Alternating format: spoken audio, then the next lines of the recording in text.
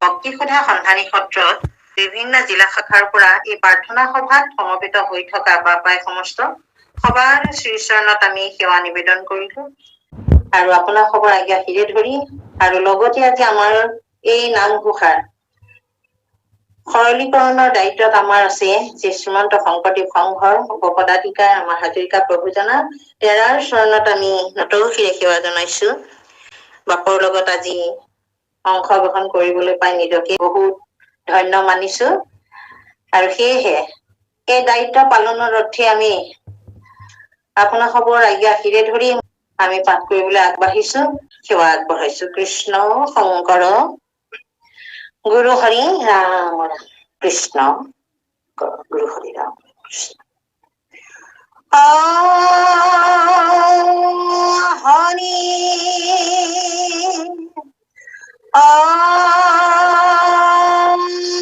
ৰাম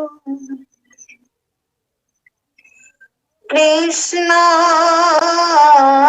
শংকৰ গুৰু হৰি ৰাম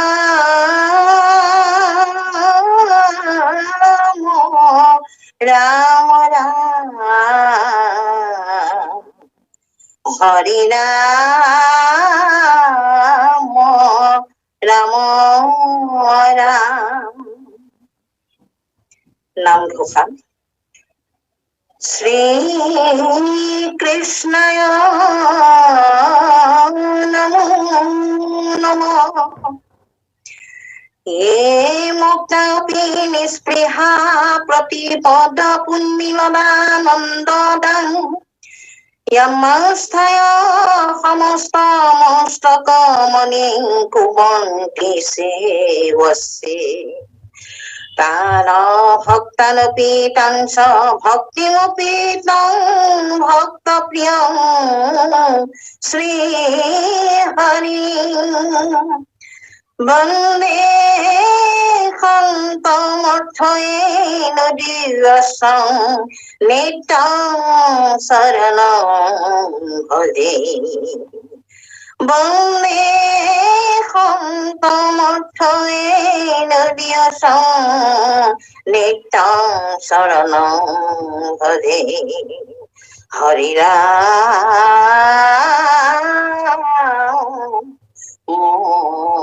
রাম রাম। কৃষ্ণ লেচাৰী ঈশ্বৰ নিৰ্ণয়।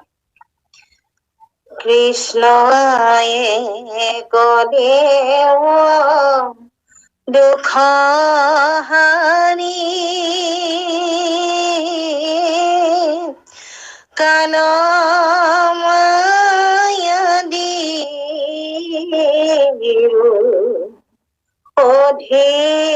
অধিকাৰী কৃষ্ণ বিনে শ্ৰেষ্ঠ দেৱ নাহি আৰু সৃষ্টি স্থিতি অন্ত কাৰী দেৱ তান্ত বিলীন নাহি কেৱ জানিবা বিষ্ণুকে সমস্ত জগতে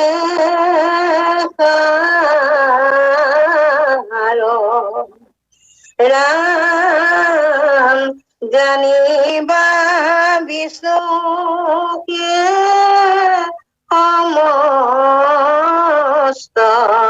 জগতে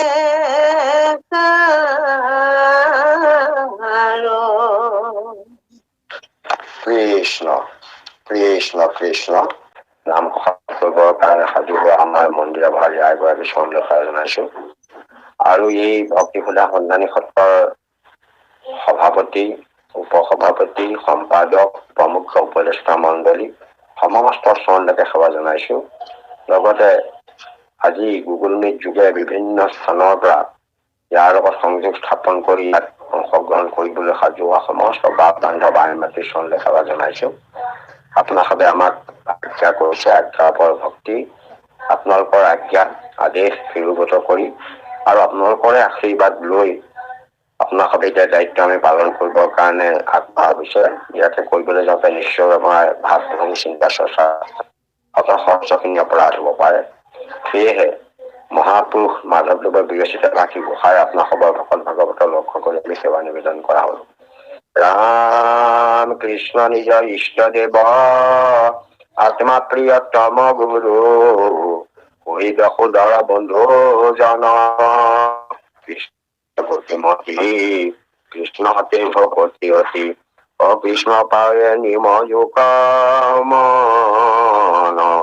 ৰাম কৃষ্ণ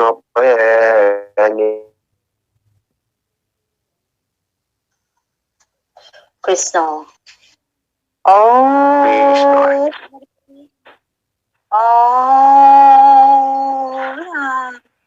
কৃষ্ণ কৃষ্ণ। এয়া ঈশ্বৰ নিৰ্ণয়ৰ লেছাই চন্দৰ ঘোষা আৰম্ভ হৈছে। ঈশ্বৰ নিৰ্ণয়ৰ সিদ্ধান্ত আৰম্ভ হৈছে পদচন্দৰ পৰা। তাত মতে এফাকি ঘোষা আমি ঈশ্বৰ নিৰ্ণয়ত পাইছিলো। তাত ঈশ্বৰৰ সম্পৰ্কে এটা আমাক ধাৰণা দিছিল আৰু ইয়াত সেই ধাৰণাটো, কাৰণ আমাৰ এটা কথা আছে কি, কাৰণ শাস্ত্ৰবিলাকত ঈশ্বৰৰ সম্পৰ্কে বহুত বৰ্ণনা আছে। আমি এতিয়া নামঘোষাতে বহুত ঈশ্বৰৰ সন্ধান পাইছো, বহুত নাম পাইছো। কেতিয়াবা নাৰায়ণ কৈছে, কেতিয়াবা পৰম পুৰুষ কৈছে, কেতিয়াবা পুৰুষোত্তম কৈছে, কেতিয়াবা বিষ্ণু কৈছে, কেতিয়াবা কৃষ্ণ কৈছে, এইদৰে ভগৱান কৈছে, ভগৱন্ত কৈছে। এতিয়া প্ৰকৃততে ঈশ্বৰ কোনজন, এইদৰে বুলি মানুহৰ মনত কিছু সংশয় আহিব পাৰে। সেইকাৰণে ঈশ্বৰক নিৰ্ণয় কৰি দেখুৱাব লাগিব যে প্ৰকৃততে ঈশ্বৰ কোন। কাৰণ আমাৰ এটা কথা আছে, বিশ্ব প্ৰপঞ্চ যিজন সৃষ্টিৰ অনাদি আদি, যাক আমি পৰম ব্ৰহ্ম বুলি কৈছো, সেই পৰম ব্ৰহ্মই কেনেকৈ থাকিব অকলে। সেইকাৰণে জগত সৃষ্টি হওক, লীলাক্ষেত্ৰ বিস্তাৰ হওক, এনে যেতিয়া কামনা কৰিলে তেতিয়া তেওঁ এটা ৰূপলৈ নিজে পৰিৱৰ্তন হল, যিটোক আমি মানে পৰম পুৰুষ বুলি কৈছো। যাক ব্ৰহ্মাই নাৰায়ণ বুলি কৈছে। ব্ৰহ্মাই সেই নামকৰণ কৈছে নাৰায়ণ বুলি। আমাৰ শাস্ত্ৰত পৰম পুৰুষ বুলি কৈছে। আৰু সেই পৰম পুৰুষ নাৰায়ণে এই জগতখন সৃষ্টিৰ কাৰণে কিছু কাৰ্য সম্পাদন কৰিলে। এতিয়া আমাৰ সেই নাৰায়ণে কি মানে মহাপুৰুষ, কিন্তু শংকৰদেৱে নাৰায়ণ নাই বোলা। ব্ৰহ্মাই যাক নাৰায়ণ বুলিছে, যে বেদান্ত দৰ্শনে বা বেদান্তবাদী সকলে যাক পৰম ব্ৰহ্ম বুলিছে, ব্ৰহ্মাই সেই পৰম ব্ৰহ্মক আৱিষ্কাৰ কৰিছে কি বুলি, নাৰায়ণ বুলি। আৰু সেই নাৰায়ণকে পৰম পুৰুষ বা আদি পুৰুষ ইত্যাদি নামেৰে নামকৰণ কৰিছে। আমাৰ কিন্তু শংকৰদেৱে সেই নাৰায়ণক কিন্তু কৃষ্ণ বুলিহে সম্বোধন জনাইছে। কৃষ্ণ শব্দটো এইকাৰণেই গুৰুজনাই ব্যৱহাৰ কৰিছে। আপোনালোকে দেখিব, এই আমাৰ অনাদি পাতনটো অনাদি পুৰুষ কৃষ্ণ জগত কাৰণ, অনাদি পুৰুষ নাৰায়ণক কিন্তু শংকৰদেৱে কৃষ্ণ বুলি কৈছে। অনাদি পুৰুষক কৃষ্ণ জগতৰ কাৰণ। মানুহৰ সংশয় কেনেবাকে হৈ যাব পাৰে, কাৰণ শংকৰদেৱৰ ধাৰণাত, দৰ্শনত ভগৱন্ত হল কৃষ্ণ, আমাৰ উপাস্য তত্ত্ব হল কৃষ্ণ, আমাৰ একমাত্ৰ ভগৱন্ত কৃষ্ণ দেৱতা, পৰম দেৱতা যিয়েই নবলক সেইজন হল কৃষ্ণ। এতেকে যেতিয়া শাস্ত্ৰসমূহত সেইবিলাক ব্যাখ্যা কৰোতে নাৰায়ণ বুলি থাকিব, বিষ্ণু বুলি থাকিব, তেতিয়া হয়তো মানুহে কেইবাজনো ঈশ্বৰ নেকি এনেকুৱা সংশয় হব পাৰে। সেইকাৰণে শংকৰদেৱে অনাদি পাতনত কওঁতে অনাদি পুৰুষ মানে যাক নাৰায়ণ বুলি কৈছে ব্ৰহ্মাই, শংকৰদেৱে কিন্তু সেইজনকে কৃষ্ণ বুলি কৈছে। এতেকে শংকৰদেৱৰ ধাৰণাটো যে সকলো লোককে বুজাই দিব খুজিছে যে এয়া কৃষ্ণ মানে দৈৱকী নন্দন কৃষ্ণক পোনপটীয়াকে কোৱা নাই। দৈৱকী নন্দন কৃষ্ণ মনুষ্যৰূপে ব্যক্তই হৈছে। সেই অনাদি পুৰুষ কৃষ্ণই আহি সকলোৱে জনাকৈ আমিতো জানিব লাগিব, কাৰণ নাৰায়ণক আমি কোনেও দেখা নাই। এইবোৰ শাস্ত্ৰই কৈছে, অনুমান কৰিছে, ব্ৰহ্মাই কৈছে, দেৱতাসকলে কৈছে, বৰ্ণনা পাইছে। এতেকে সেই নাৰায়ণক আমি চিন্তা কৰি নাপাওঁ। কাৰণ তেওঁ অনাদি বুলি কৈছে, অনন্ত বুলি কৈছে, তেওঁৰ ৰূপৰ কোনো সীমা নাই বুলি কৈছে। গতিকে সেইজনক আমি কেনেকৈ চিন্তা কৰিম? সেইকাৰণে ভগৱন্তে নিজে ইচ্ছা কৰি, সেইজন নাৰায়ণে পৰম পুৰুষ ইচ্ছা কৰিয়ে ভকতসকলৰ কৃপাৰ কাৰণে, ভক্তসকলৰ বোধগম্যৰ কাৰণে, ভকতসকলৰ যাতে তেওঁলোকে চিন্তা কৰিব পৰা এটা সত্তালৈ পৰিৱৰ্তন হবলৈ তেওঁ বিচাৰিলে। সেইদৰে আহি তেওঁ দৈৱকী নন্দন কৃষ্ণ হৈছে। গতিকে সেই দৈৱকী নন্দন কৃষ্ণ আৰু নাৰায়ণৰ মাজত জানো কোনো পাৰ্থক্য নাই? কেলে নাই বুলি কলে, কোনে কৈছে জানেনে? নাৰদে গৈ শিৱক সুধিলেগৈ যে হে প্ৰভু, আপুনিতো চব কথা জানে ভৱিষ্যত। এই যে দৈৱকী নন্দন কৃষ্ণ, তেওঁতোতো জগতৰ ঈশ্বৰ বুলি সকলোৱে কয়, সকলোৱে জানে। আপুনিও কৈছে যে কৃষ্ণ ব্ৰহ্মপুৰুষ, তেওঁ ঈশ্বৰ, তেওঁ এই লীলা বিক্ৰিয় ৰূপে ধৰাধামলৈ আহিছে। আকৌ যে সকলো দেৱ দেৱতাই সেই অনন্ত সজ্জাত শয়ন কৰি থকা নাৰায়ণক ঈশ্বৰ বুলি ভাবে, তেতিয়াহলে ইয়াৰ দুজনৰ মাজত কিবা পাৰ্থক্য আছে নেকি? তেতিয়া কিন্তু এই শিৱই কিন্তু নাৰদক এটা স্পষ্ট কথা কৈছে, যিটো শাস্ত্ৰতন্ত্ৰত যিটো শ্লোক উল্লেখ আছে যে অতঃ কৃষ্ণস্য দেৱস্য ব্ৰহ্মণ পুৰুষস্য বস্তুত নৈব ভেদুহি বৰ্ণাতে যে ভৈৰাভি দ্বিজ, সেই দ্বিজ যে কৃষ্ণ আৰু সেই ব্ৰহ্মপুৰুষ নাৰায়ণৰ মাজত কোনো পাৰ্থক্য নাই। এজন নিৰ্গুণ নিৰাকাৰ, তেওঁ ভক্তপদে কৃপা কৰি ৰূপ এটা ধাৰণ কৰিছে। কাৰণ আমি এটা ৰূপ যদি আমাৰ ওচৰত প্ৰকাশ নহয়, তেতিয়াহলে আমি তেওঁক অনুভৱ কৰিব নোৱাৰো। এইটো ভক্তপদে কৃপা কৰি দৈৱকীৰ যোগেদি আহি ধৰাধামত প্ৰকাশ কৰিছে, যিটো আমাক মহাপুৰুষ মাধৱদেৱে ধুনীয়াকৈ বুজাইছে যে বেদৰ বুকুত বিত্ত নাৰায়ণয়ে দৈৱকত্য হন্তে সাক্ষাতে হৈ লাগি জীৱৰ তাৰণ হেতু নাৰায়ণয়ে প্ৰচাৰিলা নিজ যশধাম বিপৰীত। এতেকে কৃষ্ণ আৰু নাৰায়ণ। সেইকাৰণে শংকৰদেৱে কাৰোবাৰ সংশয় বা সন্দেহ হয় বুলি সেইকাৰণে ইয়াত তেওঁ লিখোতে সেই কৃষ্ণ বুলি। আকৌ ভাগৱত আৰম্ভ কৰোতে চাওক আপুনি, জয় জয় কৃষ্ণ কৃপা ময় মহেশ্বৰ, যাৰ আজ্ঞা ক্ষীৰে বহে ব্ৰহ্মা হৰিহৰ। আচলতে সেইজন কৃষ্ণ নাৰায়ণৰ কথা কৈছে। কাৰণ নাৰায়ণে ভাগৱতত বৰ্ণনা কৰোতে পাব যে ভকতিৰ পন্থত এজন ঈশ্বৰ, সেইজন নাৰায়ণ। সেই নাৰায়ণে তিনিটা ৰূপ ধাৰণ কৰিছে। তেওঁ ৰজগুণক আশ্ৰয় কৰি ব্ৰহ্মা হৈছে, আকৌ শতগুণক আশ্ৰয় কৰি বিষ্ণু হৈছে, আৰু তেওঁৱেই তমগুণক আশ্ৰয় কৰি ৰুদ্ৰ হৈ জগতখন সংধান কৰিছে। এতেকে একেজন নাৰায়ণ তিনিজনে হৈছে, যে সেইজন আকৌ সেই নাৰায়ণ। এই তিনিওজনৰ জয় জয় কৃষ্ণ কৃপা ময় মহেশ্বৰ, যাৰ আজ্ঞা ক্ষীৰে বহে ব্ৰহ্মা হৰিহৰ। তাৰমানে সেই কৃষ্ণৰ আজ্ঞাটো ব্ৰহ্মায়ো বহন কৰে, ব্ৰহ্মায়ো মানি চলে, হৰেও মানি চলে, আৰু হৰি মানে বিষ্ণু। এতিয়া এই তিনিজন যেতিয়া আমি ব্ৰহ্মা বিষ্ণু মহেশ্বৰ যাক হৰি বুলি ইয়াত কৈছে, তেতিয়াহলে হৰি আৰু কৃষ্ণৰ কিবা পাৰ্থক্য আছে নেকি? মানুহে হয়তো ভাবিব পাৰে। আচল কথা হল কি, কাৰ্য কৰিবলৈ হলে কিবা এটা গুণ তেওঁ ধাৰণ কৰিবই লাগিব। নিৰ্গুণ হৈ কাম কৰিব নোৱাৰে, কাৰণে তেওঁ কিবা এটা গুণত আশ্ৰয় কৰিবই লাগিব। কাৰণ এতিয়া সূৰ্যৰ পোহৰটো পৰিবলৈ হলে কিবা এটা মাধ্যম লাগিব, তাতহে সূৰ্যৰ পোহৰটো প্ৰকাশিত হব। যেনেকৈ সেইটো পৰীক্ষিতক বুজাই দিছে যে সূৰ্যৰ পোহৰটো খানা আমি দেখোতে একো দেখা নাই, কিন্তু মেঘত পৰিহে সি গুণময় হৈ পেলাই ইন্দ্ৰধনু ৰূপ প্ৰকাশ কৰিছে, তাৰ ৰূপটো প্ৰকাশ হৈছে।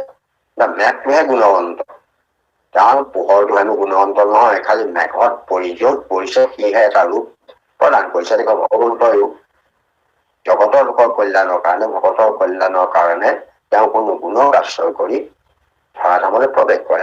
সেইকাৰণে গুৰুজনাই বা মাধৱদেৱেও ইয়াত প্ৰথমতে কৃষ্ণ বুলি আৰম্ভ কৰিছে। এই কৃষ্ণ বুলি কলে পোনপটীয়াকে দৈৱকী নন্দন কৃষ্ণক বুজোৱা নাই, ইয়াৰ অনাদি আদিকালৰ নাৰায়ণক কৃষ্ণ বুলি সম্বোধন জনাইছে। যে কৃষ্ণ একদেৱ দুখহাৰী, একমাত্ৰ দেৱতা কৃষ্ণহে আমাৰ সমস্ত দুখ হৰণ কৰিব পাৰোতা। আমাৰ দুখ আনে কোনো হৰণ কৰিব নোৱাৰে। আৰু তেওঁ কাল মায়াদিৰো অধিকাৰী। কালৰ মায়া এই দুটাটো আটাইতকৈ শক্তিশালী। এই কাল মায়াৰ আৰু অন্যান্য সমস্তৰে তেওঁ অধিকাৰী। মায়াদিৰো আদি অকল কাল মায়াৰ অধিকাৰী নহয়, কাল মায়া আদি যিমান শক্তি আছে সমষ্টৰ তেওঁৱে অধিকাৰী, তেওঁৱে এইবিলাক নিয়ন্ত্ৰণ কৰে। আৰু কৃষ্ণৰ বাহিৰে কোনো শ্ৰেষ্ঠ দেৱতা নাই, তাতকৈ আৰু ডাঙৰ দেৱতা নাই, এইটো খাটাং সিদ্ধান্ত দিছে। এইজন দেৱতাই আকৌ সৃষ্টি স্থিতি অন্তকাৰী দেৱতাৰ সৃষ্টিও কৰিছে, তেওঁ পালনো কৰিছে, আকৌ তেওঁৱেই অন্ত কৰিব, আৰু তাৰ বাহিৰে কোনো দেৱতা নাই। আকৌ শেষত গৈ কলেগৈ জানিবা বিষ্ণুকে সমস্ত জগতে সাৰ। এতিয়া আমাৰ কথা হৈছে কি, আমাক সেইখিনি সংশয় হৈ গল, গোটেইবোৰ কৃষ্ণ কৃষ্ণ বুলিয়ে কৈ গল। কৃষ্ণ একদেৱ দুঃখহাৰী, কৃষ্ণ বিনে শ্ৰেষ্ঠ নাই। আকৌ সৃষ্টি স্থিতি অন্তকাৰী দেৱ বুলি কলে, তাৰ পৰা আকৌ ক'ৰ পৰা আহি গল বিষ্ণুকে জানিবা সমস্ত জগতে সাৰ। তাৰমানে তেতিয়াহলে আমি বুজিম যে বিষ্ণু আৰু পৃথক নেকি বাৰু, এটা মানে সংশয় হয়তো আহিব পাৰে, কিন্তু আচলতে সেইটো ইয়াত নিৰাময় কৰিছে। বিষ্ণু মানে বিষ্ণু শব্দটোৰ অৰ্থটো আপোনালোকে নামঘোষাতে পাইছে যে বিষ যোগ নো, বিষ শব্দতে ব্যাপক বুজায়। কাৰণ জগতত সমস্ত জগতত সৰ্বব্যাপক হৈ থাকিব পৰা সত্তাটোক বিষ্ণু নামে জনা যায়। আত্মা ৰূপে ইটো জগতত আচন্ত হৈয়া প্ৰৱেশ, আত্মাৰূপে সমস্ত জগতত প্ৰৱেশ হৈ আছে কাৰণে ভগৱন্তৰ নাম বিষ্ণু বোলা হৈছে। অৰ্থাৎ বিষ্ণুৱে ব্যাপক আৰু মানে সমস্ত জগতত, তাৰমানে আমি যে কৈছো এতিয়া যিমান বিলাক জীৱ জন্তু আছে এই সমস্ততে ভগৱন্তই বিষ্ণু ৰূপে সমস্ততে প্ৰৱেশ কৰি সমস্তকে সাৰ কৰি ৰাখিছে। সাৰ মানে চৈতন্য কৰি ৰাখিছে, নহলে আমি সেইবিলাক নেদেখিলোহেঁতেন। এতেকে সেয়া বিষ্ণু ৰূপেহে কৰিছে, সেইকাৰণে আমি শংকৰদেৱেও লিখিছে আৰু আনকি প্ৰহ্লাদেও ভকতসকলক কৈছে, মানে কি কৈছে যে সমস্ত জগততে বিষ্ণু ব্যাপী আছে। এতেকে সমস্ত জীৱতে যে বিষ্ণু আছে সেই কথা জানি সমস্তকে তুমি সেৱা কৰিবা। এতিয়া প্ৰহ্লাদেও কৈছে, প্ৰহ্লাদেও তেওঁ মানে সেই মানে দৈত্যশীসকলক কৈছে। আৰু শংকৰদেৱে লিখোতেও এইটো কৈছে, যত দেখা প্ৰাণী সবে বিষ্ণু হেন মানি হিংসাৰী কৰা উপকাৰ।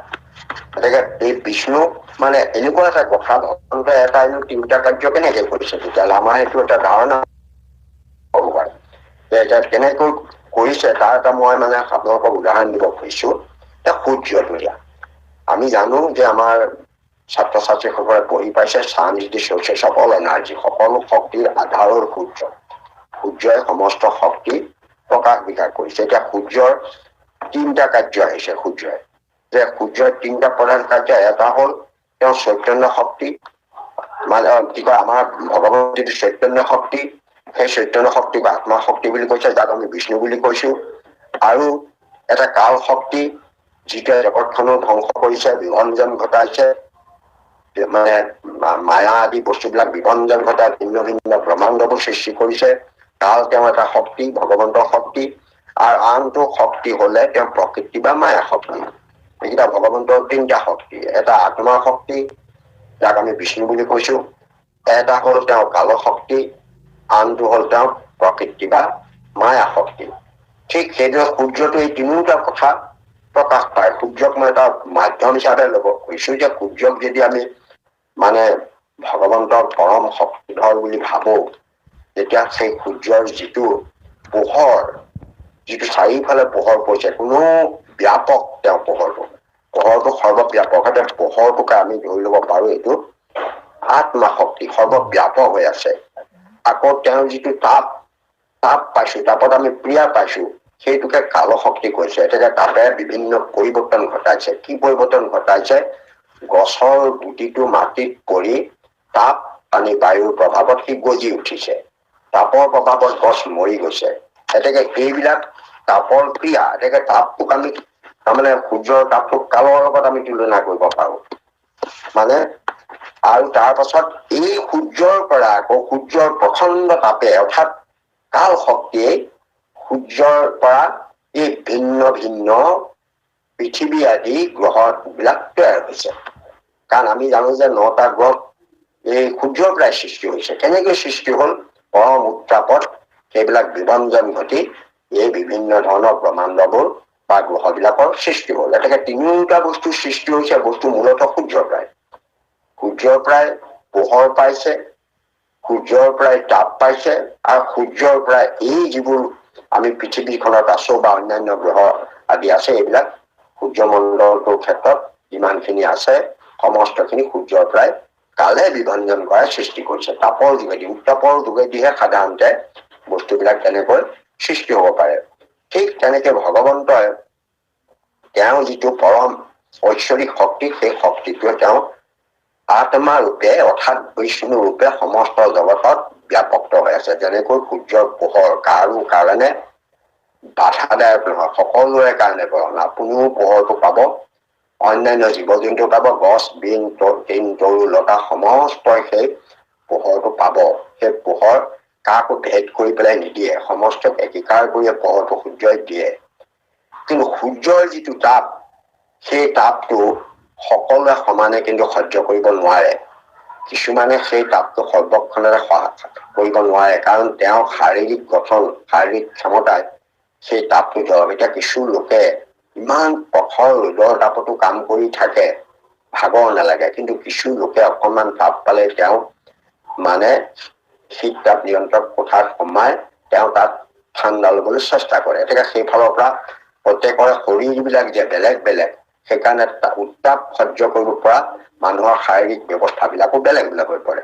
সেইকাৰণে সেইটোক কাল শক্তি বুলি কৈছে। কাল, কাৰণ আপোনালোকে জানে যে ভগৱন্তক কৃষ্ণই যে কাল, এই কথা ভীষ্মই সেয়া ভাগৱতত কৈছে যে চিনাইবে লাগিলে ভীষ্মে মেলি আঙুলি এহেন্তে ঈশ্বৰ কৃষ্ণ কালো আংকে বুলি, এওঁকেই কাল বুলি কয়। যে কাল এটা বেলেগ বস্তু নহয়, ভগৱন্তই কাল ৰূপ ধৰি জগতখনত গোটেই সমস্তখিনিক তাৰমানে তেওঁ নিয়ন্ত্ৰণত ৰাখিছে। মই কালৰ ৰূপে মেৰাই ধৰো তাক। যিবিলাকে প্ৰকৃততে নীতি সদাচাৰৰ পৰা আঁতৰি যায় তেওঁলোকক কালৰূপে তেওঁলোকে। তাকে এই তিনিটা যেনেকে আমি সূৰ্যৰ পৰা পাইছো, সূৰ্যৰ পৰা যিবোৰ সৃষ্টি হ'ল সেইবিলাক প্ৰকৃতি বা মায়া, আৰু সূৰ্যৰ তাপ শক্তিটোক কাল বুলি যদি ধৰো, আৰু যদি সূৰ্যৰ পোহৰটোক যদি আমি আত্মা বুলি ধৰো, চৈতন্য শক্তি বুলি ধৰো, তেতিয়াহ'লে তেনেকৈ এক ভগৱন্তৰো এই তিনিটা শক্তি, তেওঁ তিনিটা শক্তি প্ৰকাশ কৰিছে। কিন্তু মূল সূৰ্যটো মূল বস্তু, ইয়াক আমি পৰমাত্মা বুলিছো, পৰম পুৰুষ বুলিছো, পৰম ঈশ্বৰ বুলিছো। এই তিনিটা কাৰ্য সম্পাদন কৰিছে। এতিয়া বিষ্ণু শব্দটো তেনেকুৱাই, তেওঁ সৰ্বব্যাপক হৈ আছে, তাত সাৰ হৈ আছে। জগতখনক যে সাৰ কৰি ৰাখিছে বিষ্ণুৱে ৰাখিছে। সেইকাৰণে আমাৰ ইয়াত এই কথাটো সিদ্ধান্ত দি শেষত মহাপুৰুষ মাধৱদেৱৰ আগত যদি চাই, আত্মা ৰূপে জানা ইটো জগতত আচন্ত হোৱাৰ প্ৰৱেশ, এই হেতুকে ঈশ্বৰক বিষ্ণু বুলিয়াৰ নাম অভিষেক। তেওঁ এই আত্মাৰূপে সমস্ততে বিৰাজমান আছে। আমাৰ হৃদয়তো সেই আত্মাৰূপে আছে, সমস্ত জীৱ জগততে আত্মাৰূপে আছে। এতেকে আমাৰ গৰু মহ তৰু লতা সমস্ততে তেওঁ সৰ্বব্যাপক হৈ পেলাই তেওঁ সমস্তকে সাৰ কৰি আছে। সেই বিষ্ণু আছে কাৰণেহে গছত ফুল ফুলিছে, নদী বৈ গৈছে, আমি কথা কব পাৰিছো, খাব পাৰিছো, বা অন্যান্য কাম বিলাক কৰিব পাৰিছো। নহলে আমি সেই সত্তাটো নথকা হলে আমি একো কামেই কৰিব নোৱাৰিলো। তেনেকে সেইকাৰণে ইয়াত বিষ্ণুকে সমস্ত জগতে সাৰ বুলি ঘোষণা কৰিছে। কিন্তু এই জগতখনৰ পৰম পুৰুষ পৰম ঈশ্বৰ, ইয়াক কৃষ্ণৰ কথা কৈছে। ইয়াক নাৰায়ণ বুলি কোৱা হৈছে। ব্ৰহ্মাই নাৰায়ণ বুলিছে। নাৰায়ণ আৰু কৃষ্ণৰ কোনো পাৰ্থক্য নাই। নাৰায়ণেই কৃষ্ণ, কৃষ্ণই নাৰায়ণ। নাৰায়ণটো হল নিৰ্গুণ ৰূপ, কৃষ্ণটো কিন্তু নাৰায়ণটো হল নিৰ্গুণ ব্ৰহ্ম, কৃষ্ণটো হল ব্ৰহ্মই সগুণ। কাৰণ তেওঁ এটা ৰূপ ধাৰণ কৰি লৈছে, কিছু কাৰ্য কৰিছে, কিছু লীলা কৰিছে। সেই লীলাবিলাক কৰি জগতৰ কল্যাণৰ কাৰণে কাম বিলাক কৰিছে। আচলতে কৃষ্ণ নিৰ্গুণ। তেওঁ নিৰ্গুণ হলেও এই কাম কৰিবৰ কাৰণে গুণক আশ্ৰয় কৰিবই লাগিব। আপুনি যদি এজন লোক হয়, আপুনি যদি হাল বাবলৈ যায়, তেতিয়াহলে আপুনি মূৰত পাকটো মাৰি হাতত এচাৰিডাল লৈ নাঙলটোক থেঁচা মাৰি ধৰিলেহে গৰুহালক খেদিব পাৰিব। তেতিয়া আপুনি খং কৰিব লাগিব, সোঁফালে যা বাওঁফালে যাব কবও লাগিব, ধমকিও দিব লাগিব। এইদৰে কৰিলে আপুনি কামটি কৰিব লাগে। কাৰণ হাল বাবৰ কাৰণে আপুনি গুণক আশ্ৰয় কৰিবলগীয়া হ'ল। ল'ৰা ছোৱালীক পঢ়াবলৈ গ'লে গুণক আশ্ৰয় কৰিবলগীয়া হ'ল। এতেকে যেতিয়াই কাৰ্যৰ সম্পৰ্ক আহি যায়, তেতিয়াই গুণ আহি পৰে। গুণ প্ৰকাশ নহলে সেই কামটো কৰিব নোৱাৰে। এতেকে ভগৱন্তয়ো তেওঁ দৈৱকীৰ যোগেদি আত্ম প্ৰকাশ কৰিছে। গুণ নাম লীলা জগতক প্ৰচাৰ কৰিবৰ কাৰণে তেওঁ এইদৰে দেৱকীৰ যোগেদি আহি স্বয়ং নাৰায়ণে আহি কৃষ্ণৰ ৰূপে ব্যক্ত হৈছে। সেইকাৰণে শংকৰদেৱে বা মাধৱদেৱে আৰম্ভ কৰোঁতে কৃষ্ণ একদেৱ দুখাৰী বুলি আৰম্ভ কৰিছে। তাত মাধৱদেৱে কৈছে, শংকৰদেৱে ভাগৱতত কৃষ্ণৰ কথা কৈছে, যাতে মানুহৰ সংশয় সন্দেহ নহয়। কৃষ্ণ একদেৱ দুখহাৰী, কাল মায়াদিৰ অধিকাৰী। খাটাং মই প্ৰমাণ কৰি দেখুৱালো। কাল মায়াদিৰ অধিকাৰী, কাল মানে মায়া এটাইকেইটাৰ যে তেওঁ আত্মা তিনিটাৰ অধিকাৰী সেইটোও মই কৈছো। আৰু কৃষ্ণ বিনে কোনো যে শ্ৰেষ্ঠ দেৱতা নাই সেইটো এই শাস্ত্ৰই সিদ্ধান্ত দিছে। আৰু সৃষ্টি স্থিতি তিনিটা কাৰ্য মানে কৃষ্ণই কৰিছে। কাৰণ আপোনালোকে পঢ়িলে এইটো কথা পাবই, এইটো ব্ৰহ্মাই নিজে এইটো ব্যক্ত কৰিছে। ব্ৰহ্মাই সমস্ত ওচৰত কৈছে যে কৃষ্ণৰেহে আজ্ঞাময় ধৰিয়া ক্ষীৰত নানামতে সজুৰিটো সমস্ত জগত। তাতো তেওঁ কৃষ্ণ বুলিয়ে কৈছে। কৃষ্ণৰেহে আজ্ঞাময় ধৰিয়া ক্ষীৰত নানামতে সজুৰিটো সমস্ত জগত। কৃষ্ণৰ অধীন হৈয়া হৰে সংহাৰন্ত জগতকে ভগৱন্তে আপুনি পালন্ত। পালন কৰ্তাজন কিন্তু তেওঁ স্বয়ং নিজেই পালনৰ দায়িত্বটো লৈছে বুলি এই ব্ৰহ্মাৰ মুখেদি ব্যক্ত হৈছে। গতিকে তেওঁ এই তিনিওটা সত্তা তেওঁ কাৰ্য কেনেকৈ সম্পাদন কৰিছে। সেইকাৰণে ইয়াত শেষত গৈ এই জগতখনক সাৰ কৰি ৰখা সত্ৰটোক বিষ্ণু হিচাপে পৰিচয় দিছে। আৰু সেই বিষ্ণু কিয় দিলে সেইটো আপোনালোকে ইয়াত নিশ্চয় অনুভৱ কৰিব পাৰিছে। আমাৰ মানুহৰ সংশয় হয়, এজনেতো সুধিছিলে যে আগতো কৃষ্ণ কলে, কৃষ্ণ কৃষ্ণ কৈ শেষত জানিবা কৃষ্ণকে সমস্ত জগতে সাৰ বুলি কিয় নকলে? কাৰণ এইটো এইকাৰণে নকলে যে জগতখনত কৃষ্ণ সাৰ হলে কৃষ্ণৰ নিৰ্গুণতাৰ পৰা তেওঁ সগুণ তত্ত্বলৈ নামি আহিব। গতিকে নাৰায়ণ নিৰ্গুণ নিৰাকাৰ তত্ত্ব বস্তু, গতিকে তেওঁক সগুণলৈ নমাই আনিব খোজা নাই। আৰু বিষ্ণু হল সগুণ, তেওঁ মানে দেহটোত প্ৰৱেশ কৰি দেহৰ যেনে আচৰণ তেনেধৰণে কাম কৰিব। কাৰণ দেহটো আপুনি যদি তেওঁৰ চকু শক্তিশালী তেতিয়াহলে চকুৰে ভালকে দেখিব। কাৰণ তাৰ পিছৰ একেজনী আছে, যদিও শৰীৰটোৰ ৰংগ প্ৰসংগ যিবিলাক আছে সেইবিলাকৰ ওপৰত তেওঁ প্ৰভাৱ বেলেগে নখটুৱাই। শৰীৰ যেনেকুৱা আছে তেনেধৰণে কাৰ্য সম্পাদন কৰিব। সেইকাৰণে তেওঁ গুণমূল্য গুচি আহিল। সেইকাৰণে ইয়াত সমস্ত জগতে বিষ্ণুকে সমস্ত জগতে সাৰ বুলি কৈছে। আমাৰ এই ঘোষাফাঁকিত আমি এটা কথা গম পালো যে ইয়াত কৃষ্ণৰ পৰিচয় দিছে, ঈশ্বৰ নিৰ্ণয় কৰিবলৈ গৈছে।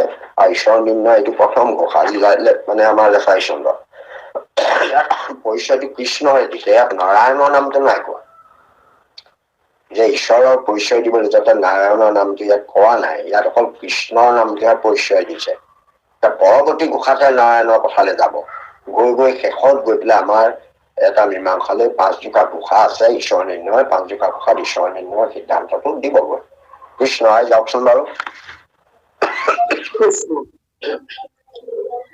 নমো নমো নিত্য নিৰঞ্জন নাৰায়ণ ঘীৱ সনাতন অনাদি অনন্ত নিৰ্গুণ গুণনিয়ন্তা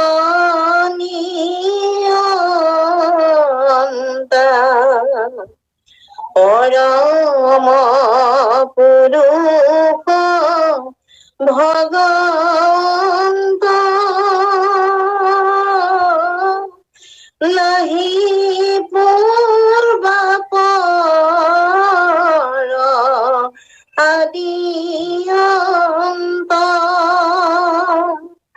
তুমি হে চৈতন্য সমস্তে ভৱ ভাৱন্ত ৰাম তুমি হে চৈতন্য সমস্তে ভৱ ভাৱন্ত। কৃষ্ণ কৃষ্ণ কৃষ্ণ। এয়া ঈশ্বৰ নিৰ্ণয় লেখাই চন্দ্ৰৰ দ্বিতীয় ঘোষা। ইয়াত আপোনালোকে ইয়াত পোনপটীয়াকৈ কৃষ্ণৰ নামটো ইয়াত নাই। আগৰ ঘোষা পাতিত তেনেকৈ কৃষ্ণক বিশেষভাৱে দেখুওৱা হৈছে, ইয়াত কিন্তু কৃষ্ণৰ কথা পোনপটীয়াকৈ কোৱা নাই, তাৰ পৰিৱৰ্তে নাৰায়ণৰ কথা কৈছে। নমো নমো নিত্য নিৰঞ্জন নাৰায়ণ শিৱ সনাতন অনাদি অনন্ত নিৰ্গুণ গুণ নিয়ন্তা পৰম পুৰুষ ভগৱন্ত নাহি পূৰ্বাপৰ আদি অন্ত তুমি চৈতন্য সমস্ত ভৱ ভাৱন্তা। আমি যদি ইয়াত সৰল ভাৱে অৰ্থটো কৰিবলৈ যাওঁ এনেকুৱা হব, সেই নিত্য পবিত্ৰময় নাৰায়ণ, নিত্য নিৰঞ্জন মানে সদা যিজন পবিত্ৰ হৈ থাকে, বিশুদ্ধ হৈ থাকে, সেইকাৰণে তেওঁক সেই নিত্য মানে পবিত্ৰময় বিশুদ্ধ শুদ্ধ তত্ত্ববস্তু নাৰায়ণ, তুমি সনাতন ব্ৰহ্ম পুৰুষ, কোনোদিনে বিনাশ নোহোৱা সনাতন তত্ত্ববস্তু তুমি, তোমাৰ আদি আৰু অন্ত বিচাৰি পোৱা নাযায়, তুমি অনন্ত গুণৰ আধাৰ। নিৰ্গুণ শক্তিয়ে সাধাৰণতে অনন্ত গুণৰ আধাৰক বুজায়। তুমি অনন্ত গুণৰ আধাৰ আৰু সমস্ত গুণৰ কিন্তু তুমি নিয়ন্ত্ৰক। তুমি গুণ নিয়ন্ত্ৰণ, তুমি নিৰ্গুণ গুণৰ ধাম, গতিকে তুমি গুণৰ নিয়ন্ত্ৰক, নিয়ন্ত্ৰণ তুমি কৰা। গুণ সমস্ত গুণ তোমাৰ পৰাই প্ৰকাশিত হৈছে আৰু সেই গুণবিলাক তুমি নিয়ন্ত্ৰণ কৰা। তুমি পৰম পুৰুষ ভগৱান, পৰম পুৰুষ ভগৱন্ত, তুমি পৰম পুৰুষ ভগৱান। তোমাৰ অতীত আৰু ভৱিষ্যত বুলিবলৈ একো নাই, নাহি পূৰ্বাপৰ, পূৰ্ব যোগ অপৰ। পূৰ্ব মানে আগৰ, আগত কি আছিল, অপৰ মানে পিছত কি হব, সেইটোকে পূৰ্বাপৰ কৈছিল। আমি কিছুমান কথা পূৰ্বাপৰ চলি আছে বুলি কওঁ, ঠিক ইয়াত পূৰ্ব যোগ অপৰ মানে আগত কি আছিল আৰু পিছত কি আছিল হব, এই কথা সম্পৰ্কে তেওঁৰ ওপৰত একো বিচাৰি পোৱা নাযায়। অৰ্থাৎ তোমাৰ যে অতীত কি আছিল আৰু ভৱিষ্যত কি হব এইটো একো নাই, কাৰণ তোমাৰ উৎপত্তিও আৰম্ভ ক'ত হল তাকো আমি কোনেও নাজানে, আৰু তোমাৰ যে শেষ নাই এইটো খাটাং, গতিকে তোমাৰ কোনোদিনে বিনাশ নাই। আৰু তুমি সমস্ত জগতৰ ভাৱ প্ৰকাশক একমাত্ৰ চৈতন্য বস্তু। এতিয়া আমাৰ ভাৱ প্ৰকাশক কেনেকে হল, মানে যেনেকৈ বিদ্যুতৰ কাৰেণ্টটোৱে আপুনি ফেনখনো ঘূৰাব, হিটাৰটো গৰম কৰিব, লাইটটো জ্বলাব, এইবোৰ যেনেকে সেই কাৰেণ্টটোত সেইটো আছে, কাৰণ সি যেনেধৰণে তাক লব ঠিক তেনেধৰণে সি কাম কৰিব। তেনেকে সমস্ত চৈতন্য যেনেকে চৈতন্য শক্তিটো নাথাকিলে আপুনি কাণে নুশুনে, যিমানেই শক্তিশালী নহওক, যিমানেই জ্ঞান নহওক, যিমানেই শাস্ত্ৰ অধ্যয়ন নকৰক, একো কথা কব তেওঁ নোৱাৰে। তেনেকে তেওঁক এই শৰীৰত এই যিটো ভাৱ আমাক দিছে, সেই ভাৱৰ জৰিয়তে কাম কৰিব সমস্তৰে হৃদয়ত থাকি, চৈতন্য সত্তা হিচাপে থাকি আমাৰ নিজৰ নিজৰ ভাৱন প্ৰকাশ কৰিব পাৰে। তেনেধৰণৰ তাতে কোনোবা যে কি ভালকে ভাৱ প্ৰকাশ কৰিব পাৰে, কোনোবা যে ধুনীয়া গীত গাব পাৰে, কোনোবা যেনে নোৱাৰে, তেনেকে সেইটো হল তাৰ কাৰণে ভগৱন্তই তেওঁ সেইটো তেওঁকে কৰা নাই। সেই যিজনে গীত গাইছে তেওঁ সাধনাৰ লগত সেইটো কথা সম্পৰ্ক আছে, কিন্তু দুইজনকে হৃদয়ত থকা চৈতন্য শক্তি ক্ষমতা দিছে।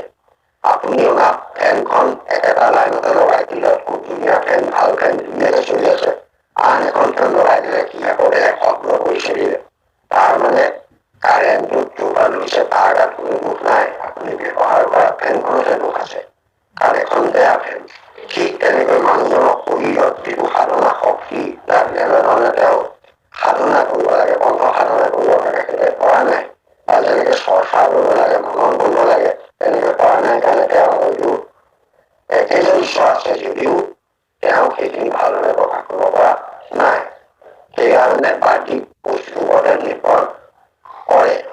তেওঁ সমস্ত জগতৰে তেওঁ ভৱ ভাৱন্তা, আমাৰ যিমান সংসাৰৰ যিবোৰ আমাৰ ভাৱ আছে, যিবোৰ কাৰ্য আমি কৰিছো, তেওঁ মানে সমস্ত জগতৰ ভগৱানে সংসাৰ, এই সংসাৰ এই জগতৰ সমস্তৰে হৃদয় চৈতন্য বস্তুৰে থাকি ভাৱ প্ৰকাশ কৰি আছে। তোমাক মানে তোমাৰ পৰম ভক্তি আমি সেইকাৰণে প্ৰণাম জনাইছো, যে নমো কৈছে, নমো শব্দৰে প্ৰণামক বুজাইছে, নমো নমো নিত্য নিৰঞ্জন। এয়া হল ভগৱন্তক ইয়াত নাৰায়ণ, ইয়াত আপুনি কৃষ্ণ নাপায় বা বিষ্ণু নাই পোৱা। আগৰ কথা পাতি কৃষ্ণক প্ৰধান্য দিলে, বিষ্ণুক সাৰৰ কথা কলে, ইয়াত কিন্তু নাৰায়ণ তথাপিতে গুৰুত্ব দিছে। আগৰ কথাকে কৃষ্ণক তেনেকৈ গুৰুত্ব দিলে, বিষ্ণুক সাৰ বুলি ক'লে, কিয় ক'লে সেইটো মই ক'লো। ইয়াত কিন্তু প্ৰকৃততে ঈশ্বৰ হৈছে নাৰায়ণ। নাৰায়ণ বুলিয়ে ইয়াত প্ৰকাশ কৰিছে। কাৰণ সেই নাৰায়ণৰ সম্পৰ্কে ইয়াত গুণ আছে। নাৰায়ণ কেনেকে নিৰ্গুণ বস্তু, নাৰায়ণ কেনেকে সনাতন বস্তু, নাৰায়ণক কেনেকৈ পৰম পুৰুষ বুলি কোৱা হয়, যেনেকৈ নাৰায়ণৰ আদি অন্ত নাই, তেওঁ মানে সমস্ত জগতৰ গুণীয়তাৰ ভাৱ প্ৰকাশক, তেওঁ কোনো প্ৰকাশৰ নাই, তেওঁ পৰম পুৰুষ বুলি কোৱা হয়, তেওঁ ভগৱন্ত বুলি কোৱা হয়। এইখিনি কথা ইয়াত প্ৰকাশ কৰিছে। এই নাৰায়ণক শংকৰদেৱে কিন্তু মাধৱদেৱে কৃষ্ণ বুলিয়ে কৈছে। আমি দুটা সত্তা যেতিয়ালৈকে আমাৰ মনৰ খেলি দূৰ নহয়, তেতিয়ালৈকে আমি তাক ভালকৈ অধ্যয়ন কৰিলে বুজি পাওঁ। শংকৰদেৱে কাৰণে বস্তুবিলাকৰ সংশয় দূৰীকৰণ কৰিবৰ কাৰণে সকলোতে সেই নাৰায়ণ বুলি আৰম্ভ নকৰি কৃষ্ণৰ যোগেদি আৰম্ভ কৰিছে। ভাগৱতো জয় জয় কৃষ্ণ বুলি আৰম্ভ কৰিছে, বা এই মানে দেৱতাৰ পৰিচয় দিবলৈ যাওঁতেও কৃষ্ণ নিজৰ ঈশ্বৰদেৱ আত্মা প্ৰিয়তম গুৰু কুৰিত পদৰ বন্ধুজন কৃষ্ণ গুৰু প্ৰতিমূৰ্তি কৃষ্ণ প্ৰতিমূৰ্তি কৃষ্ণ এইদৰে ঈশ্বৰৰ সম্পৰ্ক সংজ্ঞা দিবলৈ যাওঁতে কৃষ্ণৰ কথাটোত বেছি গুৰুত্ব দিছে।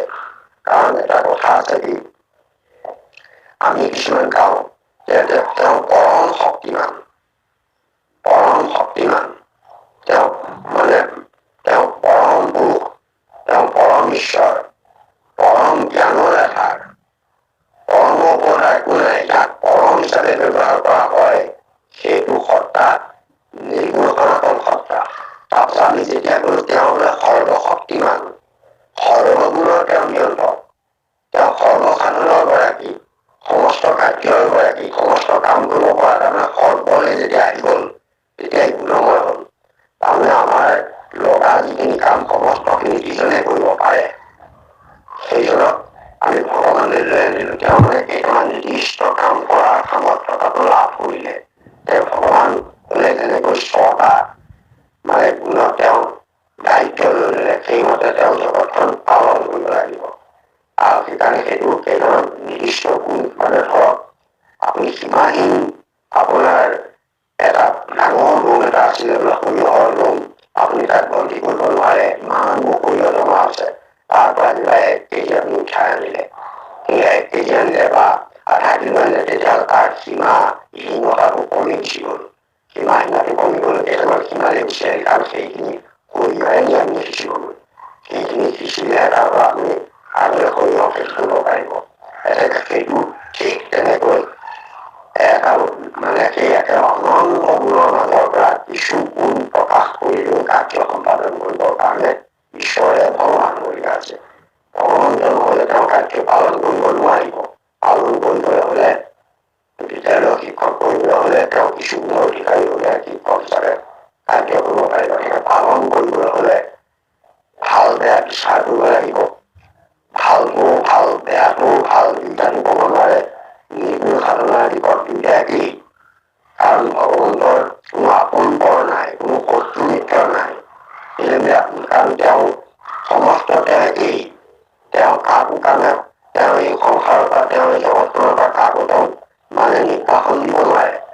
কাৰণ চোৰ ডকাইত যিমান আছে, এই যিমান জগতৰ লোক আছে, এইবোৰ নিৰ্গুণ ঈশ্বৰৰ বিশ্বাস কোনো পাৰ্থক্যতা নাই। শত্ৰু মিত্ৰ সভাতে তেওঁ উদাসীন। আৰু তেওঁ এই শত্ৰুজনক তেওঁ বেয়া পাব, মিত্ৰজনক কি কব, সেইটো নাই নিৰ্গুণ সত্তাটো। কিন্তু যেতিয়া বিষ্ণু সত্তাৰ কিন্তু সেইটো আছে, তেওঁ কৃষ্ণক দমন কৰিব লাগিব, সংঘক পালন কৰিব লাগিব। কাৰণ সেইকাৰণে তেওঁ অৱতাৰ ধাৰণ কৰে। কাৰণ যেতিয়া ধৰ্মবিলাকে ধৰ্মৰ পৰা ভগৱানে বুজি কৈছে যে তেওঁ মই অৱতাৰ ধাৰণ কৰা মানে তেওঁ গুণময় হোৱা। কাৰণ তেওঁ তাত ভেদাভেদ বিচাৰ কৰিবই লাগিব। প্ৰহ্লাদক ভাল পাইছে, সৈন্য পক্ষীবোৰক বেয়া পাইছে, সেইবোৰক এটা বধ কৰিছে। তাৰমানে তেওঁ গুণ ললে। কাৰণ এজন দুষ্টক তেওঁ বধ কৰিবলগীয়া হ'ল। যদি তেওঁ নিৰ্গুণ সত্তাত থাকে তেতিয়াহ'লে প্ৰহ্লাদ যেনিবা নৰসিংহ অৱতাৰ একে হ'ব। সেইকাৰণে জগত পালন কৰিবৰ কাৰণে কিছু গুণৰ প্ৰয়োজন হয়, আৰু সেই গুণখিনি তেওঁ ধাৰণ কৰি জগতখন শান্তিৰে ৰাখিবৰ কাৰণে পালন কৰে। আছে চাৰিটা অস্ত্ৰৰ মূল কামটো হৈছে যে অকল শাল চলি থকাকে ভগৱন্তই বিচাৰে ভগৱন্তই বহুতে চক্ৰটো মানে সোঁহাতৰ হাতত দি দেখুৱাই তেওঁ চক্ৰটো মূল কাম নহয় তেওঁ অকলে কাৰোবাৰ পালেই মাৰিব এই চক্ৰটো হাতত ধৰি থকাটো আচলতে শুদ্ধ নহয় আপুনি যদি চাই স্পষ্টকৈ ভাগৱতত ভগৱন্তই চক্ৰটো বাওঁ হাতৰ উদ্ধতহে লৈ আছে বুলি উল্লেখ কৰিছে বামৰ উদ্ধ কৰাই আছে বুলি সুদৰ্শনৰ চক্ৰ বামৰ উদ্ধ কৰাই আছে বুলি কেলেই তেওঁ আচলতে সোঁ হাতৰ ওপৰতো মানে পদ্মহে ধৰি আছে কেলেই পদ্মৰ শান্তিৰ প্ৰতি গোটেই জগতখন যাতে শান্তিত থাকে সকলোৱে কাৰো ধৰণৰ কোনো ধৰণৰ নহয় যেতিয়াই জন্মভূল কৰে তেতিয়াই হাতত কথা লবলগীয়া হয় হাতত চক্ৰ দিবলগীয়া হয় এইবোৰ কামবোৰ তেওঁ কৰিবলগীয়া হয় সেইকাৰণে কৰিবৰ কাৰণে তেওঁ চাৰিটি অস্ত্ৰ বিষ্ণুৰ হাতত দেখুওৱা হৈছে এই চাৰিটি অস্ত্ৰ তেওঁৰ কাৰ্য সম্পাদন কৰিব লাগিব কাৰণ অস্ত্ৰধাৰী কি হ'ল তেওঁ অস্ত্ৰধাৰী হোৱাৰ লগে লগে তেওঁ তাৰ নিশ্চয় অস্ত্ৰ প্ৰয়োগ কৰিব লাগিব অস্ত্ৰ প্ৰয়োগ কৰিলে গুণময় হ'ল সেইকাৰণে বিষ্ণু হ'ল গুণময় সম্পূৰ্ণ শক্তিৰ আধাৰ আৰু ইয়াত ঈশ্বৰে এজনেই খালি তেওঁৰ কাৰ্য ভেদে গৈছে বুলি শিৱই নাৰদক বুজাইছে আচলতে একেজন লোকেই তিনিটা কাম কেতিয়াবা সময়ে সময়ে কৰিবলগীয়া হয় যেতিয়া তেওঁ সকলোকে ঘৰ পালন কৰে সকলোকৰ কাৰণে খোৱা বোৱা যোগাৰ কৰে তাৰপাছত তেওঁ যেতিয়া কাৰোবাৰ বেলেগ ধৰণে তেওঁ আকৌ কিবা এটা গোপ কৰাৰ কাৰণে শাস্তি দিয়ে তেতিয়া তেওঁ পালনলৈ গুচি আহিল তাৰপাছত যেতিয়া আকৌ তেওঁ কাৰোবাক মানে ওপৰত অত্যাচাৰ কৰে তেতিয়াহ'লে তেওঁ মানে লবলৈ গুচি আহিল তাত তেওঁ সদায় গুচি আহিলে তেতিয়া একেজন মানুহে সময় সময় তেওঁ কাৰ্যবিলাক কামবোৰ বেলেগ বেলেগ কৰিব পাৰে সেই অৰ্থতে আছে ভগৱন্তই নিৰ্গুণ নিৰাকাৰ প্ৰথম অৱস্থাত নিৰ্গুণ নিৰাকাৰ নাৰায়ণ বুলিছে তাৰ পাছতে নিৰ্গুণ সাকাৰ তত্ত্ব হ'ল তাৰ পৰা আহি আহি এই সগুণ সাকাৰ তত্ত্বলে প্ৰকাশ পাইছে তিনিটা অৱস্থা নিৰ্গুণ নিৰাকাৰ নিৰ্গুণ সাকাৰ আকৌ সগুণ সাকাৰ তিনিটা অৱস্থা হোৱাৰ কাৰণে ভগৱন্তৰ অৱস্থা তিনিটা ইয়াত দেখুওৱা হৈছে এক হ'ল পৰম পুৰুষ যাক নাৰায়ণ কৈছে এক হ'ল পালন কৰ্তাৰ কাৰণে বিষ্ণু দেখুওৱা হৈছে আৰু এটা দেখুওৱা হৈছে ভক্তৰ আনন্দৰ বস্তু হিচাপে আনন্দ ব্ৰহ্ম দেখুৱাইছে কাৰণ ব্ৰহ্মৰ সংজ্ঞা তিনিটা আহি পৰিল এক নিৰ্গুণ ব্ৰহ্ম এক সগুণ ব্ৰহ্ম এক আনন্দ ব্ৰহ্ম নিৰ্গুণ ব্ৰহ্ম হ'ল নাৰায়ণ সগুণ ব্ৰহ্ম হ'ল বিষ্ণু আৰু আনন্দ ব্ৰহ্ম হ'ল কৃষ্ণ এনেকে এই তিনিটা সত্তা একেটা বস্তুৱেই পৃথক পৃথক সময় পৃথক পৃথক কাৰ্য সম্পাদন কৰে এতিয়া বুজাবৰ কাৰণে পাঁচজোপা পোখাত ঈশ্বৰ নিৰ্ণয় কৰিবলৈ ল'লে যে মানুহৰ এইকেইটা লৈ বুদ্ধিৰে ল'ব নালাগে যাক নাৰায়ণ কৈছে সেই নাৰায়ণে বিষ্ণুকে জগত পালন কৰিছে আকৌ সেই নাৰায়ণে আহি তেওঁ আনন্দ ব্ৰহ্মৰূপে ধৰা নামত ব্যক্ত হৈ লীলা পূৰ্ণ লীলাজক প্ৰচাৰ কৰিছে তেনেকে তিনিটা সত্তা তিনিটা তত্ত্ব নিৰ্গুণ নিৰাকাৰ নিৰ্গুণ সাকাৰ আৰু সগুণ সাকাৰ তত্ত্ব কাৰণ আমি আনন্দ ব্ৰহ্মকে আমি আচলতে বেছি বুজা সেইকাৰণে আপুনি বৃহস্পতিত পাইছে আনন্দ ব্ৰহ্ম যিটো জানিব যে স্বামী তাহাৰ মহিমাতে কি কৰিব আমি আমাৰ উদ্দেশ্য সত্তা হ'ল আনন্দ ব্ৰহ্ম কৃষ্ণ আৰু এই কৃষ্ণ আমাক মানে প্ৰকৃততে এটাই জ্ঞান দিছে আনন্দ প্ৰদান কৰিছে ভক্তিত আনন্দ নাথাকিলে সেইটো ভক্তিৰ কোনো অৰ্থ নাই সেইকাৰণে এই মহাভাৰতীত নাৰায়ণৰ সংজ্ঞা যদিও কৈছে তথাপিতো কৃষ্ণৰ শব্দতে ইয়াত কোৱা হোৱা নাই আমাৰ গুণৰ নিয়ন্ত্ৰণ ভাগৱতত আছে গুণৰ নিয়ন্ত্ৰণ কৃষ্ণ অপৰ ঈশ্বৰ গুণৰ নিয়ন্ত্ৰণ ভৈলা ব্যক্ত বিস্তাৰৰ কাৰণে জগতৰ কিয় ব্যক্ত হ'ল যে ভৈলা ব্যক্ত বিস্তাৰৰ কাৰণে জগতৰ বিস্তাৰৰ কাৰণে তেওঁ ব্যক্ত হ'ল সেইকাৰণে ব্ৰহ্ম পৰমাত্মা ভগৱন্তৰ তত্ত্ব কৃষ্ণৰ নামৰ লক্ষণিত মানে সেইবিলাক কৃষ্ণৰে তিনিটা নাম এইটো আপুনি ভাগৱতৰ এঠাইত লিখা আছে যে ব্ৰহ্ম যাক ব্ৰহ্ম বুলিছে বা পৰমাত্মা বুলিছে আকৌ ভগৱান বুলি কৈছে এই তিনিটা তত্ত্ব একেটা বস্তু কৃষ্ণই কৃষ্ণই পৰমাত্মা আৰু কৃষ্ণই ভগৱন্ত। আমাক সেই ধাৰণাটো শংকৰদেৱে আনি দিছে, যাতে আমাৰ এই ধাৰণাত সংকৰ বা সন্দেহ নাথাকে। এতিয়া আৰু যদি যাওকচোন কৃষ্ণ। কৃষ্ণ ব্ৰহ্মা মহাদেৱ লক্ষ্মী দেৱী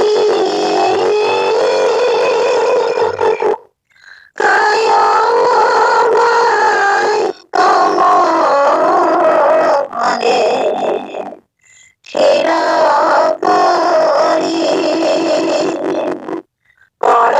থিৰ কৰি পৰমানন্দে শৰণ সেৱন্ত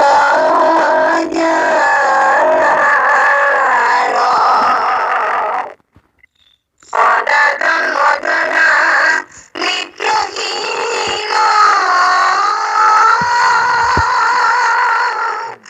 শ্ৰীমন্ত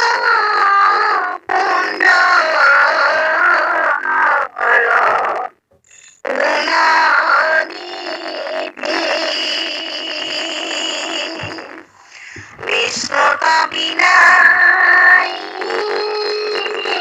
গুণদেৱ আছে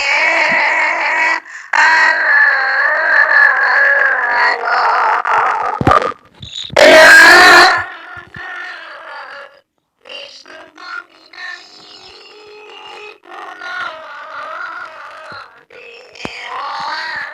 আছে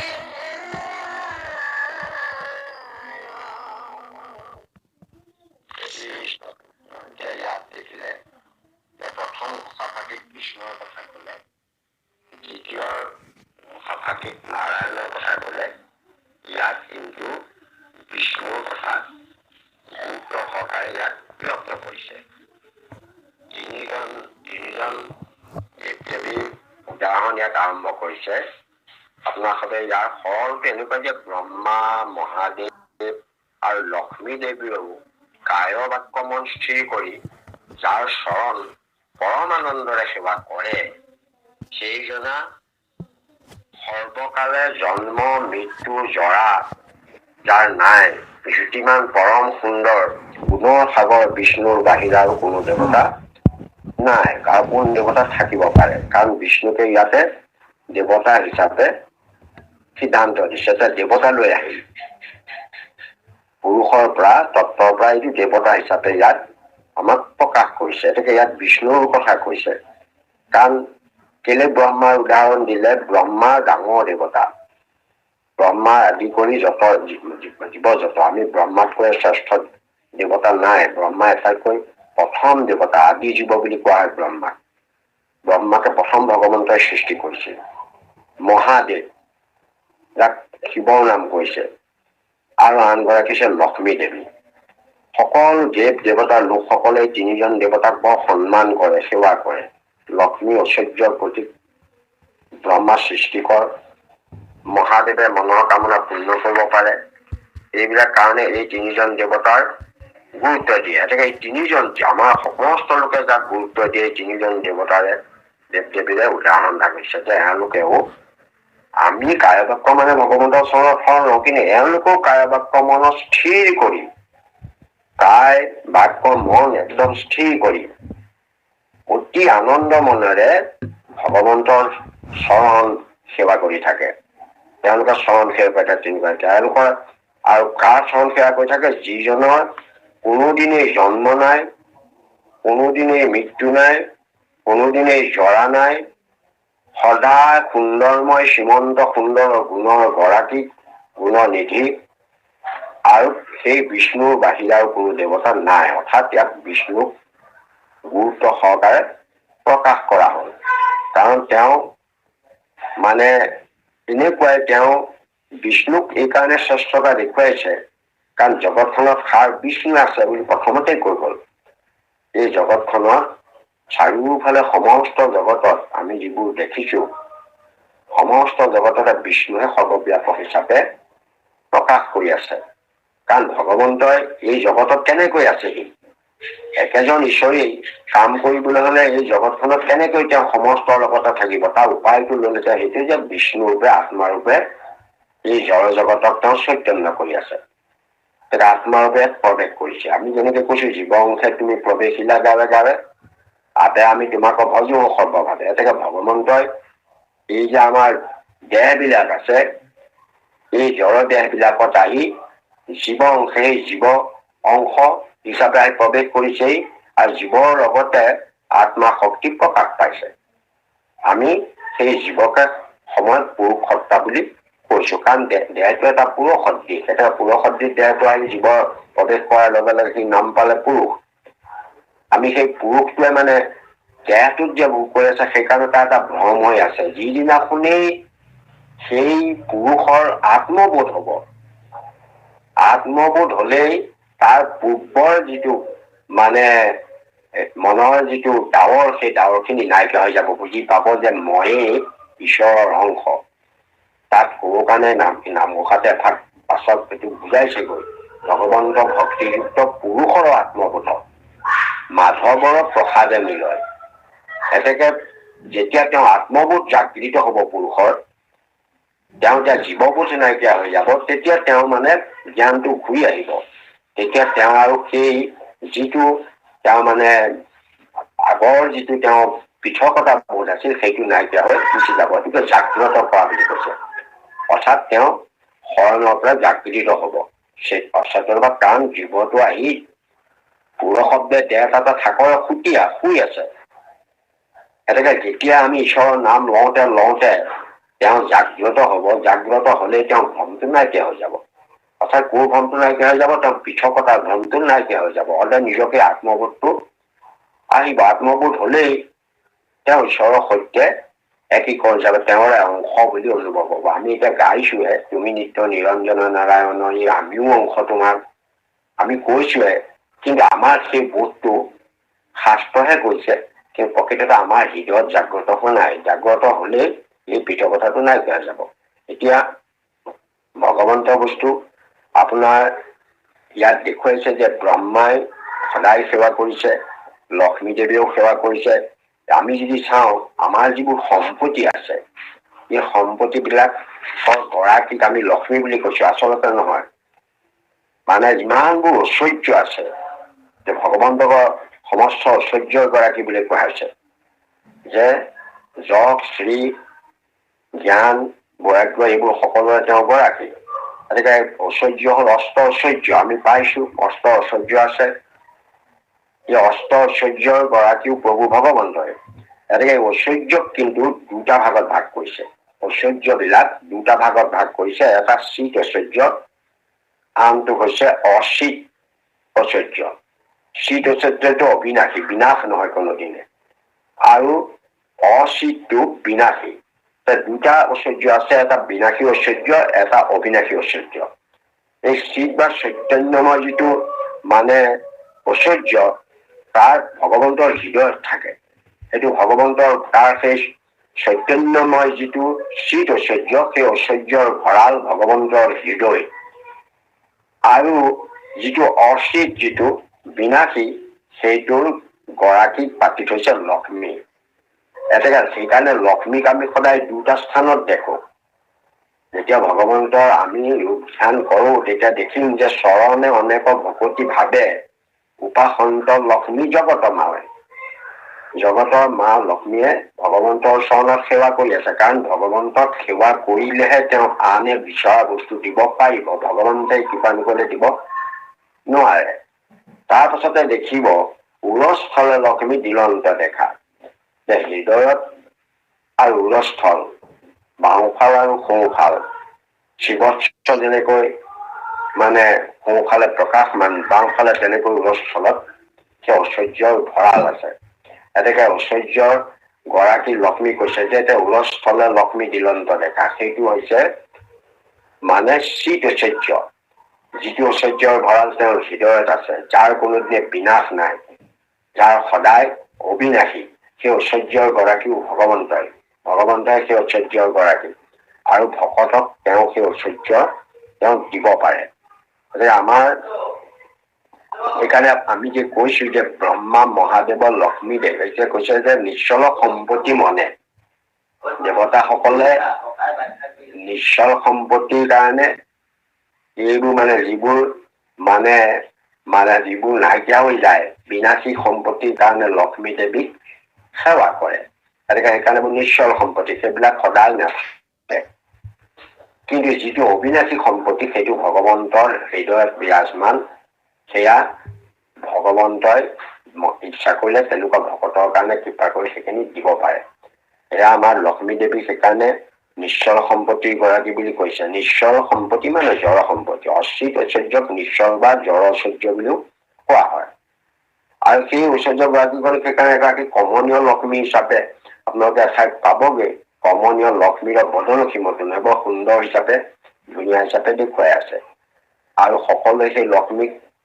সেই তেওঁৰ পৰা নিশ্চল সম্পত্তি লাভ কৰিবৰ কাৰণে বিনাশী সম্পত্তি লাভ কৰিবৰ কাৰণে প্ৰাৰ্থনা কৰে ধন টকা পইচা গৃহ জোনাৰীবোৰ যিবোৰ আছে এইবিলাক নিশ্চল সম্পত্তি হ'ব প্ৰকৃত যিটো মানে আচল মানে যিটো আপোনাৰ অবিনাশী যিটো মানে ঐশ্বৰ্য সেই ঐশ্বৰ্য ভগৱন্তৰ হৃদয়তে আছে ভগৱন্তে সেই হৃদয়ৰ পৰা সমস্তকে প্ৰদান কৰিব পাৰে তেতিয়াহ'লে সেইজনতে অধিকাৰী হ'ব ভকতসকল কিন্তু সেই ভগৱন্তৰ কৃপাৰ অধিকাৰী হ'ব পাৰে সেইকাৰণে ভকতৰ সৈতে কোনো পাৰ্থক্য নাই বুলি কৈছে এয়া লক্ষ্মীৰ কথা দিছে কিন্তু সকলো যিমান দেৱ দেৱতা যিমান আছে এই ব্ৰহ্মা মহাদেৱ লক্ষ্মী দেৱীক প্ৰাধান্য দিছে ইন্দ্ৰাদী দেৱতাসকলে এই তিনি দেৱতাকে সদায় মান্য সহকাৰে সেৱা কৰি থাকে ব্ৰহ্মা মহাদেৱ লক্ষ্মী আদি সকলো দেৱ দেৱীয়ে কাল মায়াৰ কিন্তু ভয় কৰি থাকে দেৱ দেৱাই ডাঙৰ হলেও ব্ৰহ্মা মহাদেৱ লক্ষ্মী এইবিলাকে কিন্তু কাল মায়াৰ ভয় কৰে কাৰণ কাল মায়াৰ বিক্ৰমটো অতি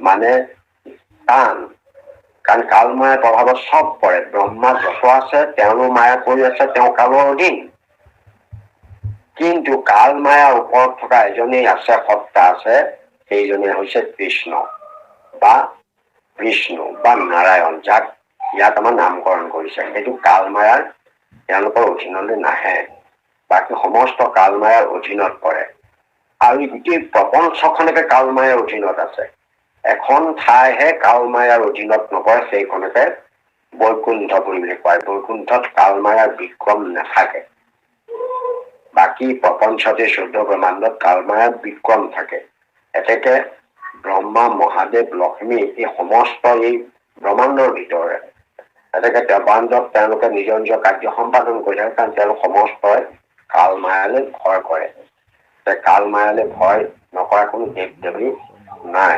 ভগৱন্তহে কাল মায়াৰ অধিকাৰী বুলি কৈছে গতিকে এই কাল মায়ালৈ যে তেওঁলোকে ভয় কৰে গতিকে তেওঁলোকে যে কাল মায়ালৈ ভয় কৰে তেওঁলোকে আনকনো কেনেকে ৰক্ষা কৰিব মহাপুৰুষ শংকৰদেৱৰ এইটোৱে সূত্ৰ যে যিবিলাকে কাললৈ ভয় কৰে মায়ালৈ ভয় কৰে তেওঁলোক নিজৰে প্ৰস্পমান নুই আপোনাৰ ভৰি কালৰ ভয়ত সিবিলাকে আনক ৰাখিব কাৰ নামত শংকৰদেৱে কৈছে নুই আপোনাৰ পুৰি কালৰ ভয়ত সিবিলাকে আনক ৰাখিব কে নামত আনক কেনেকে ৰাখিব নিজৰে আশ্ৰয় নাই আনক কেনেকৈ ৰাখিব সেইকাৰণে সেইবোৰ দেৱতাক আমি বিশ্বাস নকৰি বা সেইবোৰ দেৱতাক আমি শৰণ নলৈ আশ্ৰয় নলৈ যিজনে কাল মায়াৰ অতীত কাল মায়াক ভয় নকৰে সেইজন দেৱতাৰ ওচৰত আমি শৰণ লব লাগে সেইকাৰণে ঈশ্বৰৰ ধাৰণাটো তেনেকৈ আনিছে সেইজন কোন হব পাৰে ইয়াৰ তাৎপৰ্য ব্যাখ্যাত আমি যে পালো যে সেইজনকে কৃষ্ণ বুলি কৈছে আৰু সেইজনেই নাৰায়ণ আৰু সেইজনেই বিষ্ণু হিচাপে সমস্ত জগতত ব্যাপক্ত হৈ আছে